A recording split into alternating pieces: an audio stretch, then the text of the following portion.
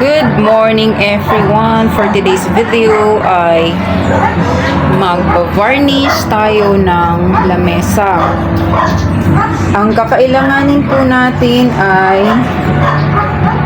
syempre yung varnish.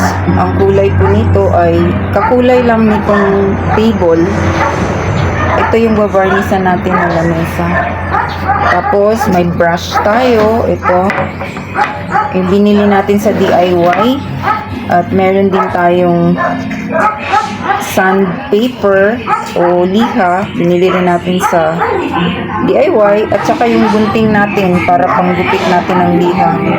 At ang ating cup na lalagyan natin nitong varnish. Hindi ko talaga tinatapon yung mga ganito kasi baka magamit ko pa. Kaya ayan. Magagamit natin siya ngayon. So ito po yung lamesa na pipinturahan natin. Ayan po. Ito po siya. May ano to dati dito eh. Meron siyang drawer dyan pero nawala. Ano po ang kahoy nito? Maganda po ang kahoy nito eh. Ano po siya? Nara. Ayan po. Ito po kasing lamesa na ito. Tagal na ito sa akin itong lamesa na to. Since nung nag-aaral pa ako. Siguro mga 1987, 1980s. Ganyan. Andi dito na ito. Noon, nung nandun pa ako nag-aaral sa Davao City. Ito, dala-dala ko rin itong table na to. Kaya matagal na talaga ito. So mga ano pa ito, 1970s pa tong table na to. Kasi nga Nara po siya. Ang Nara kasi maganda ang Nara. Hindi siya basta-basta inaanay. Kaya hindi siya nasisira. So guys, samahan niyo ako guys. Umpisahan na natin na pinturahan ang lamesa na ito. Okay? Let's go!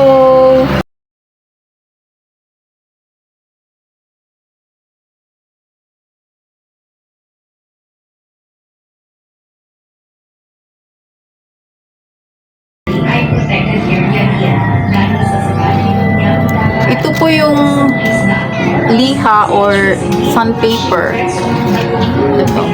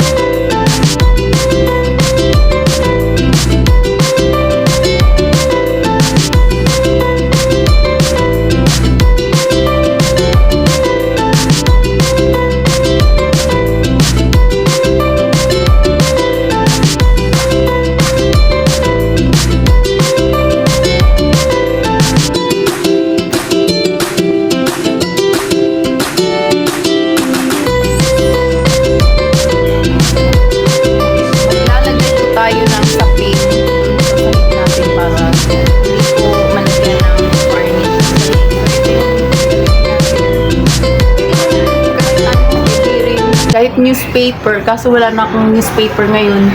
So, ito na lang karton.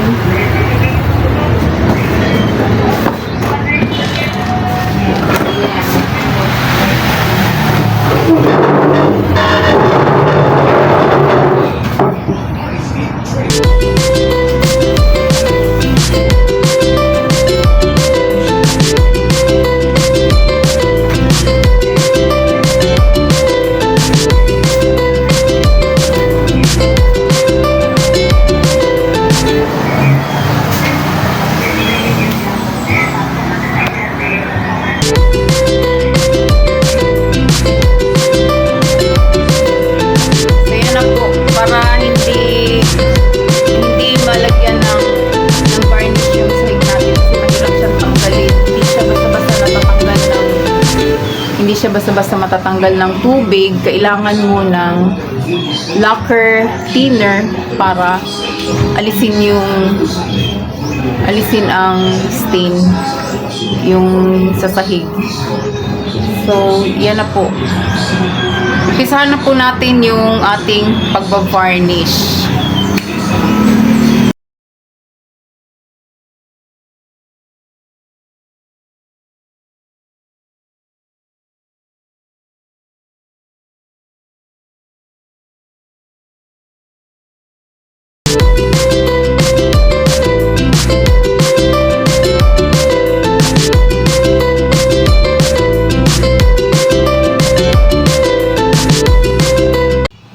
Thank you for watching guys. Tapos na po yung pag-varnish natin sa ating table.